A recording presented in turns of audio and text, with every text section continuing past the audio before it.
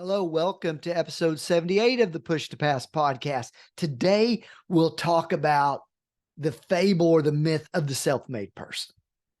The hazards of being a self-made person and having that mindset with racing sponsorship as a backdrop is kind of what I want to go into today. Today, we're going to talk about the concept that applies not only to motorsports, but life in general. The phrase self-made means probably that the individual did not inherit their wealth or their business success, but created it themselves. It's a phrase I think we really need to eliminate from business excellence language. You see, there's no such thing as a self-made man or woman. We all need collaboration and help along the way, even in our daily lives. Think about yesterday. I needed my surgeon, my physical therapist, my nurse, my wife to give me a ride to the place and help me along. And that's just to get me to 10 a.m. in the morning. Those were the hands-on people. When you think about the folks that provide content for my mindfulness, my podcast lineup, which includes news and information, people that I don't even have direct interaction with, there are probably hundreds of individuals that I rely on every single day. Now, I know self-made means that in some context you didn't inherit your wealth or success, but we do drive and have an ownership of our fortune. And I get that. But when failure occurs, we tend to blame others. But man, when success kicks in, we're self-made and it really kicks in. Let me use motorsports as an example. In that high octane world, the concept becomes even more evident. The industry has really kind of a tendency, and maybe yours does too, to be closed and secretive. And it's a mindset of scarcity rather than abundance. Teammates are rivals, sponsors are stolen. Hey, it's a tough business. But that doesn't mean we can't overcome that tendency. If you want to be a collaborator, there's a tough transition, but I think it's possible. It doesn't mean you can't work with others to become successful. In fact, I think it could be a differentiating quality.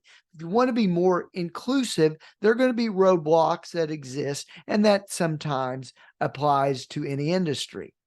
So how do we fight the inclination to have folded arms instead of an embrace or a handshake or an extended hand?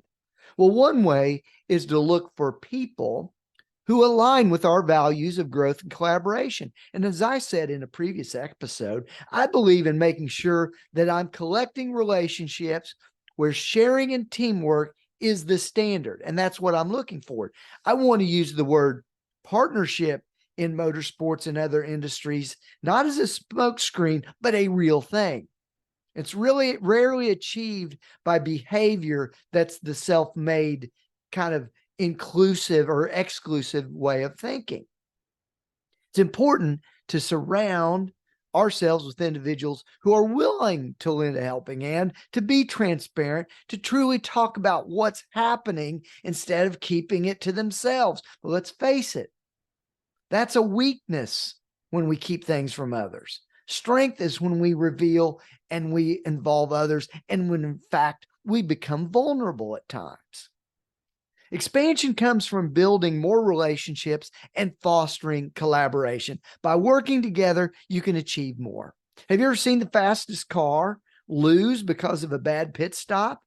A team loses funding because the prospect that was willing to pay and be a part of it was not treated as a welcome party and part of the program. I've seen it. Many industries offer exclusivity, limited access, and that's because they believe that scarcity tracks a bigger price point. And I believe it can in the short term, but long term, you need to be accessible. Exclusivity may be good for a while, but eventually you're the only person there. And over time, you're the only member of that club. So the next time you find yourself facing this challenge, remember, you don't have to face it alone. Seek out those that believe in your potential and are willing to support you on the journey. Do I dare say being vulnerable may actually help you? Because in the world of motorsports, just like in life, collective work is the key to your sponsorship program to really work. Specifically, the driver must help and be engaged. The team can help by opening its paddock, by introducing team members to the prospects, by revealing sponsors that they've worked with before that could be good fits again. Other partners can be part of the welcome wagon. Break down the silos in your race team and your race sponsorship operation. I will never forget this. I had a principal who once criticized me because I introduced a driver on the team to a business contact that I had. He said, "Oh my gosh, we don't trust that person. We don't trust that individual." It was devastating to me, mainly because there weren't a lot of values in place of trust. And the person that made the criticism probably didn't trust me either. It was devastating. I didn't want to be a part of it. Again, I'm probably naive. I've heard of the sponsor that leaves for someone else for sure. It's unfortunate. It costs jobs and maybe the driver a ride in his longevity and sustainability. But I believe that if you start from trust, from collaboration, embracing everyone, that's part of any success.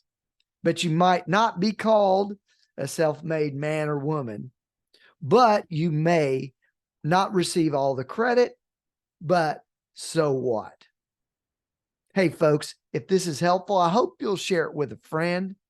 And I got a favor to ask. In the next week or so, I'll be promoting some of the drivers that we're involved with. Hope you'll give it a repost or a thumbs up. I'll spread the message about what we've got going on. I'd really appreciate that. I can't wait to chat next week. Thank you for watching and listening to the Push to Pass podcast. So long, everybody.